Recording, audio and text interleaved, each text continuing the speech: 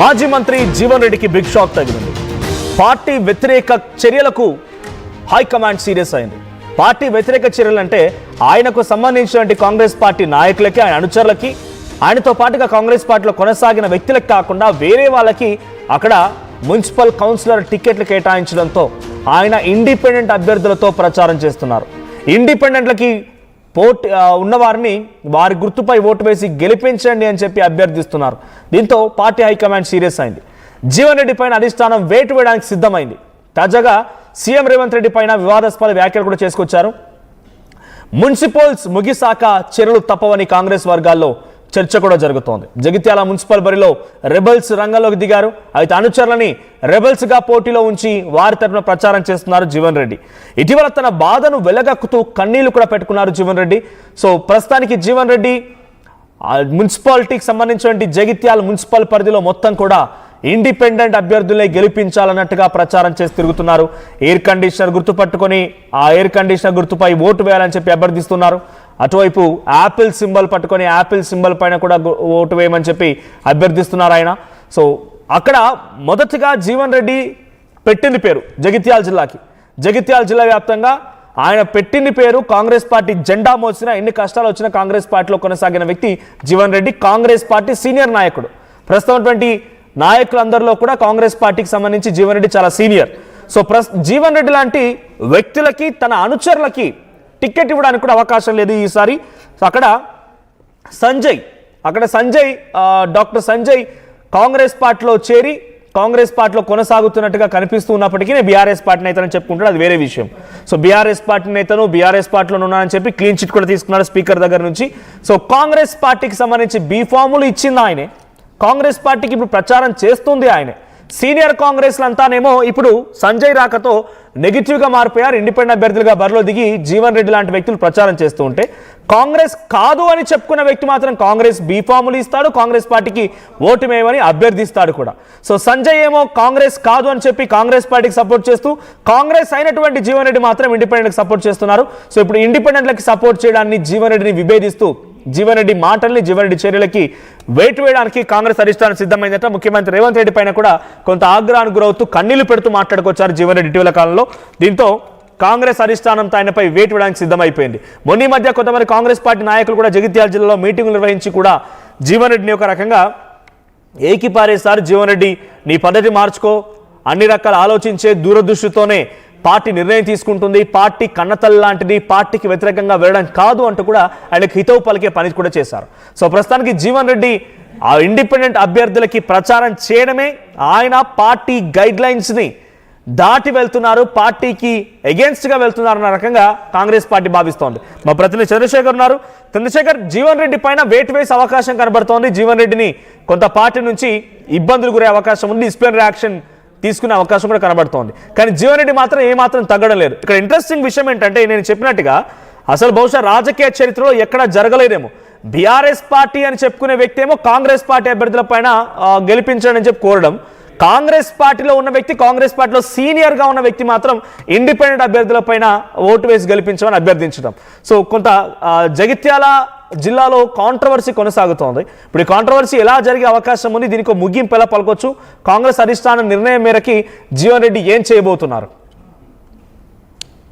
మనోజ్, గత కొన్ని రోజుల నుంచి జగిత్యాల రాజకీయాలు తెలంగాణ రాష్ట్ర వ్యాప్తంగా చర్చకు దారితీశాయి. ఆసక్తికరమైనటువంటి రాజకీయ పరిణామాలు చోటు చేసుకున్నాయి. కట్ చేస్తే తాజాగా మున్సిపల్ ఎన్నికల బరిలో దిగేటువంటి నేపథ్యంలో సైతం బీఆర్ఎస్ నుంచి విజయం సాధించినటువంటి ఎమ్మెల్యే డాక్టర్ సంజయ్ కుమార్ కాంగ్రెస్ పార్టీలో చేరిపోయారు. చేరిపోయిన తర్వాత ఆయన స్పీకర్ గడ్డం ప్రసాద్ క్లీన్ చీట్ ఇవ్వడం జరిగింది. ఆయన పార్టీ ఫినాయించలేదని చెప్పి, అది 2 రోజుల క్రితం జరిగినటువంటి విషయం. అప్పటి నుంచి కూడా ఎప్పుడైతే జగిత్యాల నియోజకవర్గానికి, జగిత్యాల ప్రజల సంక్షేమ అభివృద్ధి కోసం నేను ప్రభుత్వంతో కలిసి పనిచేస్తా అని ముఖ్యమంత్రి రేవంత్ రెడ్డిని కలిశానని చెప్పి పలుమార్లు ఆయన డాక్టర్ సంజయ్ కుమార్ చెప్పడం జరిగింది. అప్పటి నుంచి సైతం 10 సంవత్సరాలు కాంగ్రెస్ పార్టీ కార్యకర్తల మీద ఆయన హుకుం చెలాయించాడు, అనవసరమైనటువంటి రాద్దాం చేశాడు, తప్పుడు కేసులు బనాయించినటువంటి వ్యక్తి సడన్ గా అధికారంలో ఉన్నటువంటి పార్టీ వైపు చేరి, ఈ పంచన చేరి మరొకసారి పెత్తనం చెలాయించే దిశగా వస్తున్నాడు, అడుగులు వేస్తున్నాడు అని చెప్పేసి తీవ్రంగా మండిపడ్డాడు జీవన్ రెడ్డి. ఈ క్రమంలోనే సంపాదించేటువంటి ప్రయత్నం చేశారు కాంగ్రెస్ కు సంబంధించినటువంటి సీనియర్ మినిస్టర్స్. అయినప్పటికీ ఏమాత్రం తగ్గలేదు. తాజాగా మున్సిపల్ ఎన్నికలటువంటి నేపథ్యంలో సైతం 50 వార్డులు ఉన్నాయి జగిత్యాల మున్సిపాలిటీలో. అలాగే రాయకల్ మున్సిపాలిటీ ఉంది జగిత్యాల అసెంబ్లీ నియోజకవర్గంలో. దీనిలో కాంగ్రెస్ పార్టీకి సంబంధించి అసలు సిసలైనటువంటి కాంగ్రెస్ పార్టీ జెండా మోసి 40 ఏళ్ల నుంచి కాంగ్రెస్ పార్టీతోని ప్రజలతోని మమేకమైనటువంటి వ్యక్తిని, మా కార్యకర్తల బాగోగులు మంచి చెడ్డలు చూసుకోవడానికి నేను సిద్ధంగా ఉన్నాను, ఎంతటి పరిస్థితి అయినా నేను ఎదుర్కోవడానికి సిద్ధంగా ఉన్నా అని చెప్పి ఛాలెంజ్ వేసినట్టుగా చెప్పుకోవచ్చు. ఈ క్రమంలోనే తాజాగా జగిత్యాల మున్సిపాలిటీకి సంబంధించి ఒకవైపు మీడియా సమావేశంలో ఆయన తనదైన స్టైల్లో చెప్పడం జరిగింది, నేను బీఆర్ఎస్ ఎమ్మెల్యేనే, కానీ అభివృద్ధి సంక్షేమం కొరకు కాంగ్రెస్ పార్టీ ప్రభుత్వంతోనే కలిసి నిధులు తీసుకొస్తున్నా అని చెప్పినటువంటి డాక్టర్ సంజయ్ కుమార్ చేతి గుర్తుకు ఓటేయండి, కాంగ్రెస్ పార్టీ అభ్యర్థులను గెలిపించండి అన్నారు. అంతకుముందు జరిగినటువంటి పరిణామాలను ఒక్కసారి చూస్తే 30 స్థానాల్లో డాక్టర్ సంజయ్ బలపరిచినటువంటి అభ్యర్థులకి, ఆయన సూచించినటువంటి అభ్యర్థులకి టికెట్ ఇస్తాం, బీఫామ్ ఇస్తాం, ఆయన ఇస్తాడు. మీరు ఒక 20 స్థానాల్లో ఇవ్వండి అంటే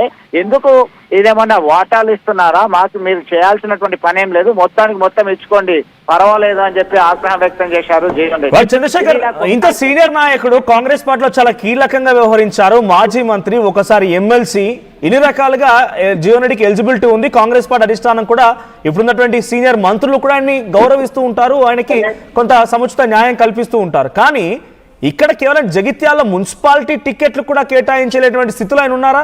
సో మొత్తంగా కావాలని కోరుకుంటున్నారా ఆయన, లేకపోతే ఆయన ఇచ్చిన టికెట్లని నిరాకరించారని చెప్పి అభ్యర్థి ఇండిపెండెంట్గా మారిపోయారా? ఇండిపెండెంట్ అభ్యర్థులకి గుర్తులపై ఓటు వేయని అభ్యర్థిస్తున్నారా? అసలు జీవన్ రెడ్డిని పార్టీ పక్కన పెట్టేసింది అనుకోవాలి కంప్లీట్గా. ఇక ఖచ్చితంగా మనోజ్, మీరు అన్నట్టు జీవన్ రెడ్డి ఒకటే చెప్తున్నారు, ముందు నుంచి మా ఎగ్గాలే, నేనే కాంగ్రెస్ జీవన్ రెడ్డి కాంగ్రెస్ ఇక్కడ జగిత్యాల అంటే వేరే వ్యక్తి ప్రమేయాన్ని నేను ఎట్లా సహిస్తాను, నా కార్యకర్తలు నన్ను నమ్ముకున్నటువంటి వాళ్ళు ఎట్లా సహిస్తారని చెప్పేసి ఆయన ఆవేదన వ్యక్తం చేశారు. తాజాగా జరిగినటువంటి పరిణామాల నేపథ్యంలో ఎన్నికల ప్రచారంలో సైతం పాల్గొని ఆయన కన్నీటి పర్యంతమయ్యాడు. ఎంత అన్యాయం జరిగింది చూడండి, అసలు శిశలు ఎవరు, మీకు అండగా నేను ఉంటా అంటే కార్యకర్తలు, అక్కడ ఉన్నటువంటి స్థానిక ప్రజలు సైతం ఆయనకి సంఘీభావం తెలపడం ఒక రకమైనటువంటి తరల మొన్న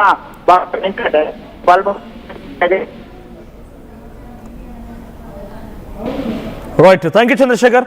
సో మొత్తంగా జీవన్ రెడ్డి ఆయన నేనంటే కాంగ్రెస్ అంటే నేను అంతలా కాంగ్రెస్ కోసం కృషి చేశాను, కానీ ఇప్పుడు నా పరిస్థితి ఇలా అయిపోయిందంటూ కన్నీళ్లు కూడా పెట్టుకొచ్చారు. ఇక్కడ మీరు కింద విజువల్లో చూస్తున్నారు కదా, పీసీఆర్ ఒకసారి ఫుల్గా ప్లే చేయండి. దాంట్లో కొందరు మహిళలు అక్కడికి వచ్చి మాట్లాడుతున్న సమయంలో నేనేం చేయాలవా, నాకు ఇట్లా చేసి నా పరిస్థితి ఇట్లా అయిపోయింది, నేను ఇంకేం చేయాలి చెప్పి మీకు దండం పెడుతున్నా, నాకు ఈ అభ్యర్థులకు పోటీ చేసి గెలిపించండి అని చెప్తే ఆయన కన్నీళ్లు పెడుతున్నారు. ఎదురుగా వచ్చిన మహిళలు కూడా కన్నీళ్లు పెడుతూ వాళ్ళు రోధిస్తూ ఉన్నారు. ఒకసారి ప్లే చేయండి పీసీఆర్.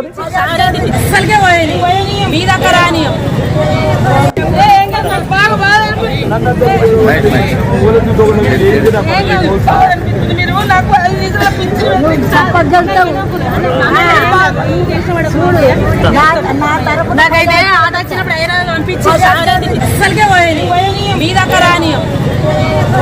అక్కడ అది కన్నీళ్లు పెడుతూ ఆ కార్యకర్తలు ఆయన కలవడం, ఆయన కూడా కన్నీళ్లు పెట్టుకోవడం. సో ఎలాగైనా సరే మీరు చెప్పిన వాళ్ళకే ఓటేస్తామని చెప్పి అక్కడ కార్యకర్తలు కూడా భరోసాని ఇస్తున్నారు, ఆయనకు సంబంధించి అనుచరుల అభిమానులు కూడా భరోసా ఇస్తున్నారు. సో కాంగ్రెస్ పార్టీ ఒక రకంగా జీవన్ రెడ్డిని పక్కన పెట్టేస్తానని చెప్పాలి. జీవన్ రెడ్డి కూడా కాంగ్రెస్ పార్టీ నన్ను పక్కన పెట్టేసిన విషయం అర్థమైపోయి ఆయన ఇండిపెండెంట్లకు సంబంధించి కొన్ని సపోర్ట్ ఇస్తూ తిరుగుతూ ఉన్నారు. ఎన్నికలు అయిన తర్వాత ఆయన పైన చర్యలు తీసుకునే అవకాశం ఉన్నట్టుగా తెలుస్తోంది కాంగ్రెస్ అధిష్టానం కూడా. సో ప్రెసెంట్ జీవన్ రెడ్డి చర్యల పైన కొంత వెయిట్ వేసే అవకాశం కనబడుతోంది. సో జీవన్ రెడ్డి, సంజయ్ అసలు కాంగ్రెస్ ఎవరు, జగిత్యాల అసలు కాంగ్రెస్ ఎవరు, కాంగ్రెస్ పార్టీ అంటే ఎవరు, జీవన్ రెడ్డియా సంజయ్య? మీ అభిప్రాయం ఏంటో కామెంట్ చేయండి. ఒకసారి మళ్ళీ జీవన్ రెడ్డి కన్నీళ్లు పెడుతూ మాట్లాడిన మాటలు కూడా ఉన్నాయి, అని ఏం మాట్లాడారో చూద్దాం. ఒక్కడే తల్లి జీవన్ రెడ్డి మెడగొయ్యాలని ముందు భుజాలు దగ్గొట్టాలి కా తల్లి, ఇలా మెడ నా గొంతు కొయ్యాలంటే ఏం చేయాలి, నా భుజాలను దగ్గొట్టాలి. నా భుజాలు ఎవరు, మహేష్, రాజశేఖర్, పులిరామ టోటోళ్ళు అని చెప్పి అంటున్నా. ఈ టోటోలు 30 మంది ఉన్నారు, ఈరోజు 30 మంది ఉన్నారు తల్లి అంటున్నా. నా కాలు చేతులు నరికి మంత్రం వండ పెడతా, న్యాయమేనాడమ్మా? మీ దగ్గర నేనేం తప్పు చేసిన రాహుల్ గాంధీ గారు చెప్పిండవ్వా చట్టసభకి ఏ పార్టీకి ఎంపిక అదే పార్టీలు ఉండాలి. ఇదే రేవంత్ రెడ్డి గారు చెప్పిండ్రు ఎవడ పార్టీ మాత్రం రాళ్ళ బట్టి కొట్టు అని చెప్పిండు. నిజమాబద్దమ్మా? నిజమే, వాస్తవంగా చెప్పింది.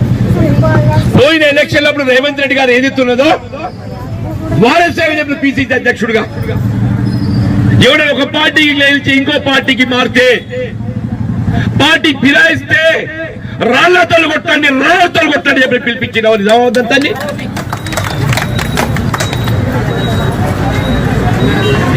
ఓటు అనే ఆయుధంతో కొడదామంటున్నా.